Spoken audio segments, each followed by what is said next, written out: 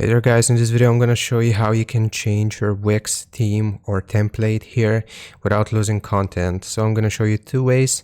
For the first one, I have entered the website editor here, and from the left hand side we'll simply go to site design and you will see your site's theme as well as your cover theme, text theme, page background and page transactions.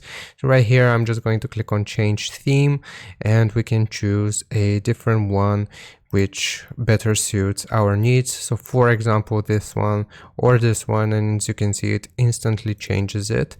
And that's one way of changing your theme or template on Wix.